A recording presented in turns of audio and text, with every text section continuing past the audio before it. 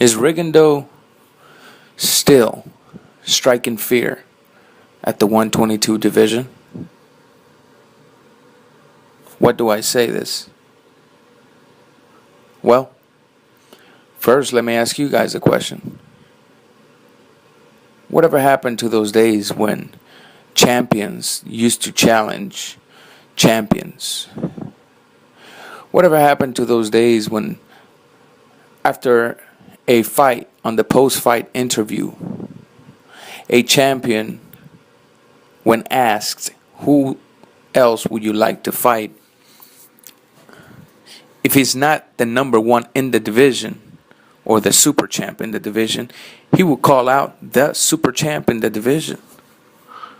Whatever happened to those days when a champion will go up and weight, but then he knows he left a fight in his previous weight division, and he can still come down and get it?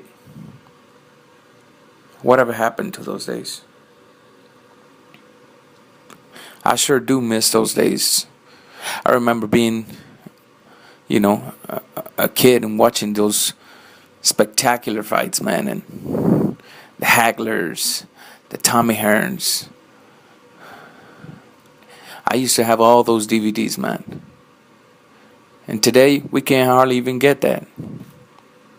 Why do I say this, man? I mean, what I want to know is, if according to the world, if according to all those other boxing critics, Rigondeaux lost versus Nonito, or it was a draw versus Nonito, or Rigondeaux isn't that good as people think he is, why do people try to avoid even mentioning this man's name? You ask, what's his name, Terraza or Peraza, something like that. You ask this dude who else he wants to fight, Rigondeaux's not even on his mind. And that's a champion at that weight division. Mares went up to 126. Mares has only fought once at 126. He can still come down to 122 and get this fight. But no, he feels a lot safer at 122. Because if he comes down to 122, what's he going to do? Fight Nonito after a loss? Is that going to give him any credit as a fighter?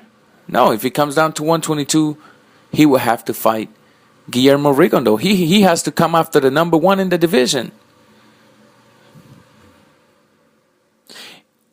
Santa Cruz, a guy who is a very exciting fighter, a very tough fighter, that puts lots of combination together, yet a typical forward brawler that puts combination together and can take a shot. They ask him who he wants to fight. He didn't even mention Guillermo Rigondeaux. Oh my goodness. I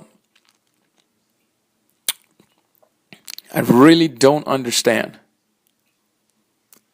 what the problem is.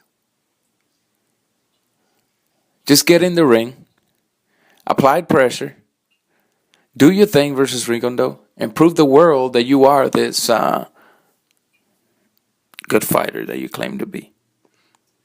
And don't even give me the BS of the Golden Boy and Top Rank, because the fights can be made.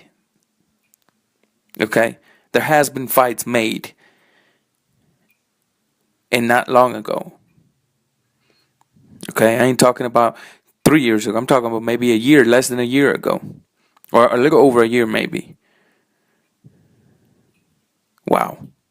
I sure do hope that once Guillermo Rigondeaux's contract with Top Rank ends, at least he'll go to Golden Boy or some other promotional company. I mean, at least Golden Boy stands behind his fighters up to a certain level. I mean, you see one of their fighters that loses a fight, and they don't just completely abandon them. Which I like that. That's about one of the few things I like about Golden Boy. But one thing I do not like about another fighter? Let's talk about the Filipino flash for a second. Okay?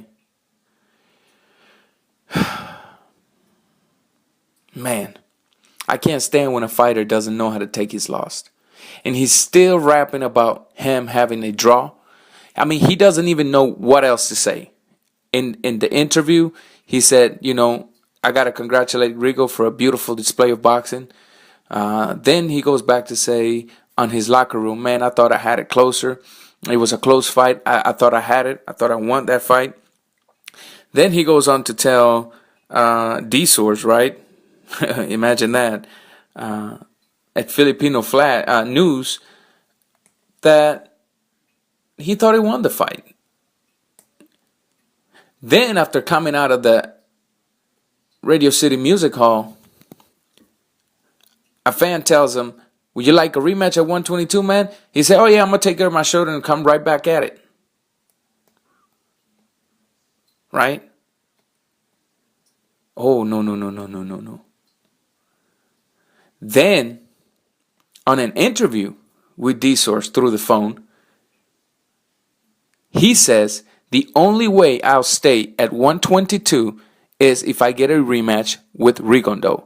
Rigondeaux is waiting on a challenge, and nobody wants to challenge him. Rigondeaux will give you the rematch, but you don't want to give Rigo a call.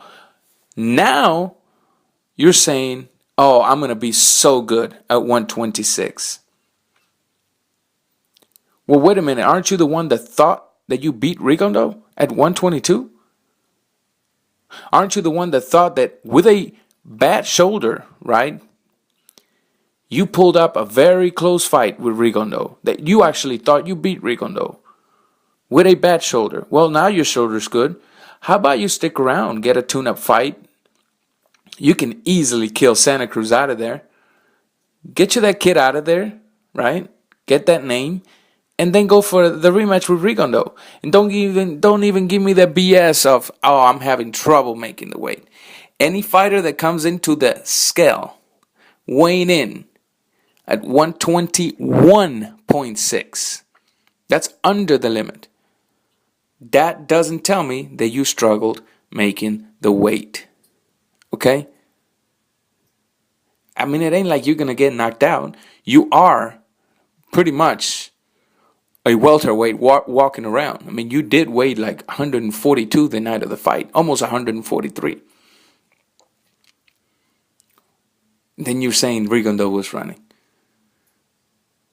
Rigondeaux still striking fear at that division. And why should Rigondeaux go up to 126? Why should he? I mean, isn't he the king at 122? Didn't he just become king at the 122? How about somebody goes and tries to take that throne away from him? Or how about him getting one or two defense under his new crown position and then go up to 126? Oh my goodness. Y'all don't know what to say.